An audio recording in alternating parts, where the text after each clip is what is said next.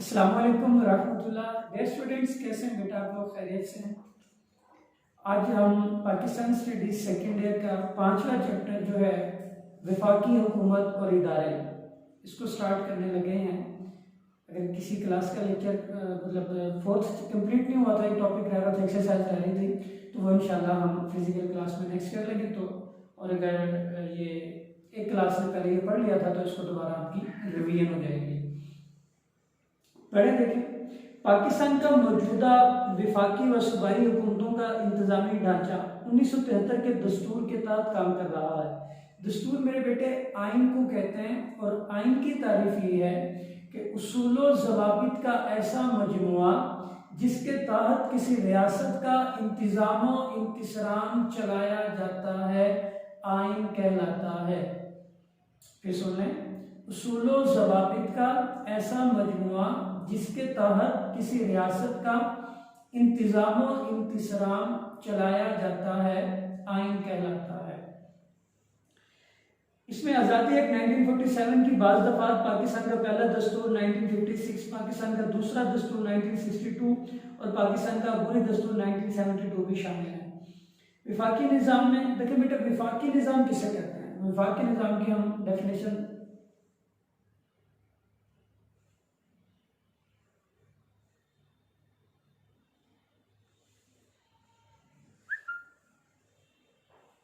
विफाकी निज़ामे हुकूमत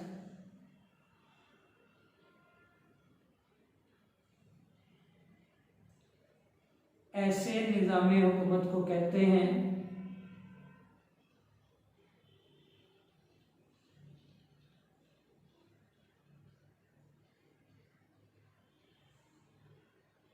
जिसमें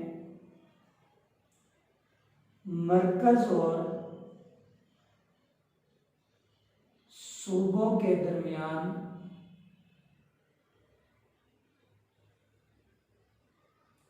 इख्तियारात को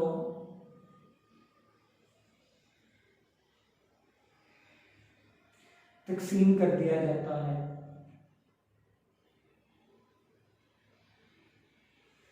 यानी ऐसा निज़ाम हुकूमत जिसमें मरकज सूबों को भी कुछ हकूक दे। कुछ महकमे मरकज के पास होते हैं, कुछ महकमे सूबों के पास होते हैं, तो सूबों को भी कुछ हकूक दिए जाते हैं। सूबों को जो महकमे मिलते हैं वो उनके अंदर लेजिस्लेशन, कानून साजी करने के लिए बिल्कुल बाइख्तियार होते हैं, इंडिपेंडेंट हुआ करता है। आगे देखें, मुकन्ना इंतजामिया और अदलिया के मामला वफाक और सूबों के ताल्लुकात में दस्तूर वफाक और सूबों के ताल्लुकात दस्तूर में तयशुदा हैं। कौमी अहमियत के अमूर, अब ये बेटे जो डिपार्टमेंट्स अब हम पढ़ने लगे हैं, शोबा जो पढ़ने लगे हैं, ये महकमे, तो ये विफाकी महकमे हैं। यहाँ पे सवाल लिख लेंगे आप, शॉर्ट क्वेश्चन, विफाकी महकमों के नाम लिखें।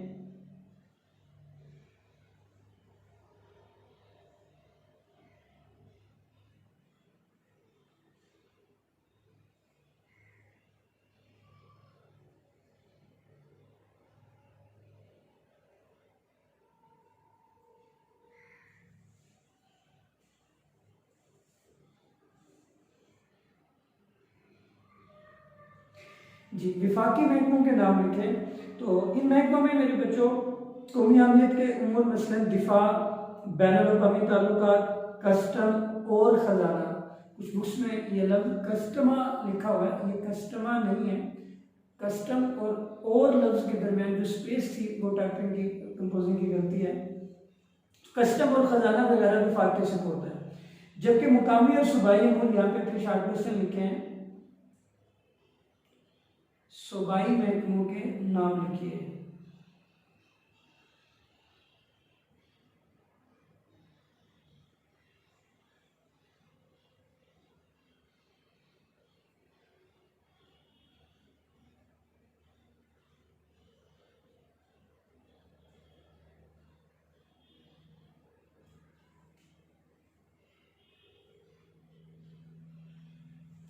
सूबाई महकमों में सेहत, तालीम, मुकामी हुकूमतें, ज़राअत और सनत वगैरह सूबाई हुकूमतों के पास है। ये महकमे जो है ना ये बच्चों सूबाई महकमे, इनके अंदर लेजिस्लेशन का इख्तियार जो है वो सूबाई असम्बलियों को हासिल होता है और वो इसमें आज़ादाना तौर पर कानून साजी कर सकते हैं।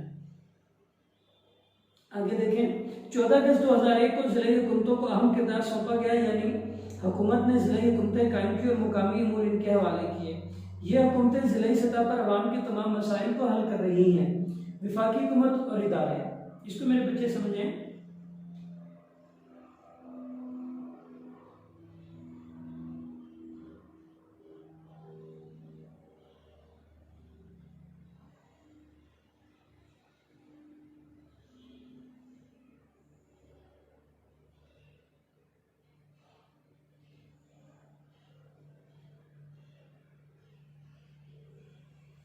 विफाकी हुकूमत के इदारे, विफाकी हुकूमत में मुकन्ना, इंतजामिया और अदलिया, ये 3 इदारे शामिल होते हैं। मुकन्ना का काम होता है बच्चों कानून साजी करना। मुकन्ना, और ये शार्ट क्वेश्चन भी आता है बोर्ड में कि मुकन्ना क्या काम करती है। जवाब में सिर्फ इतना लिखना है कि मुकन्ना कानून साजी करती है।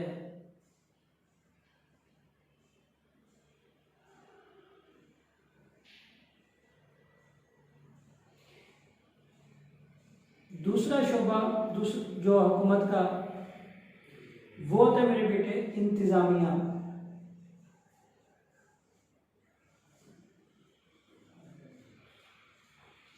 इंतजामिया क्या काम करती है? तो इंतजामिया में आपकी विफाकी काबीना आ जाएगी, सूबाई काबीना ये आ जाएंगी। तो इनका काम होता है कि ये मुकन्ना के बनाए हुए कवानीन को लागू करते हैं। मुकन्ना के बनाए हुए कानून को नाफिज करते हैं।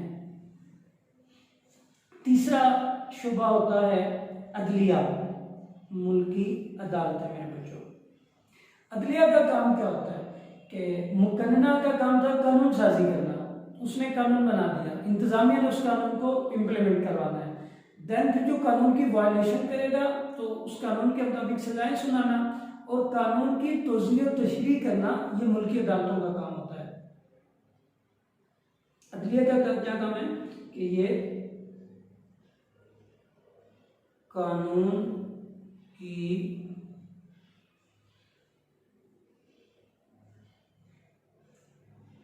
तौज़ीह तशरीह करती है। तौज़ीह मतलब वजाहत करना, कानून की तौज़ीह तशरीह करती है। पाकिस्तान में मुकर्रना को मजलिस शुरा का नाम दिया गया है जो 2 ईवानों पर मुश्तमिल है। हुकूमत को वफाकी हुकूमत कहते हैं जो पार्लिमानी उसूलों पर मुनज़्ज़म की गई है। मुल्क की सबसे बड़ी अदालत सुप्रीम कोर्ट ऑफ पाकिस्तान है जिसका सदर दफ्तर इस्लामाबाद में है और इसके सबसे सीनियर जस्टिस को चीफ जस्टिस ऑफ पाकिस्तान कहा जाता है। यह अदालत आइन की मुहाफिज है। अब वफाकी हुकूमत के जो इदारे हैं मेरे बच्चों, उसके मतलब चलते हैं हम कि इस पार्लियामेंट को समझ लें कि पार्लियामेंट, इसको उर्दू में हम मजलिस शुरा कहते हैं। पार्लियामेंट के 2 ईवान हैं, एक ईवान बाला और दूसरा ईवान है मेरे बच्चों ईवान ज़ेरीन।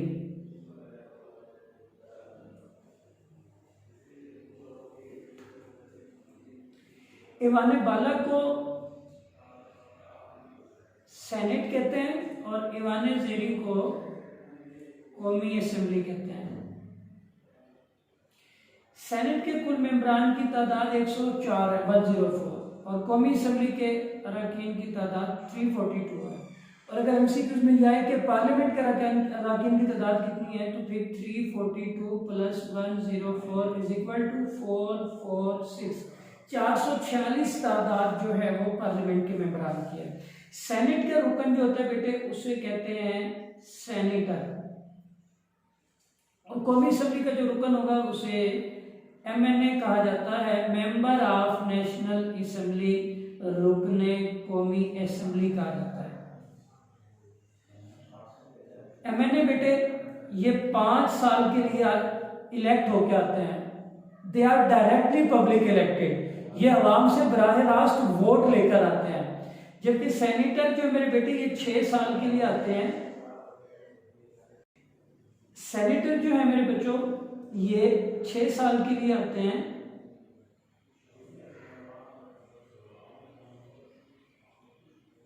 और ये लोग बराह रास्त अवाम से वोट लेकर नहीं आते, इन्हें सूबाई असेंबलियां जो है वो मुंतखब करके भेजती हैं। मतलब they are elected by provincial assembly, ये सूबाई असेंबलियों से वोट लेकर आया करते हैं। जो पार्लियामेंट है बेटे हमारा कौमी असेंबली, ये गैर मुस्तकिल ऐवान है। 5 साल के बाद पूरा डिसॉल्व हो जाता है, पूरा खाली हो जाता है। तमाम MNA जो है ना वो अपनी मुद्दत पूरी करके घर चले जाते हैं, दोबारा इलेक्शन होते हैं 90 दिन के लिए, अबूरी निगरान सेटअप आता है, और फिर इलेक्शन करवाने के बाद अगली हुकूमत 5 साल के लिए मुंतखब होती है। जबकि सेनेट जो है ये पूरा ईवान कभी इकट्ठा डिसॉल्व नहीं होता, इसके आधे अरकान जो हैं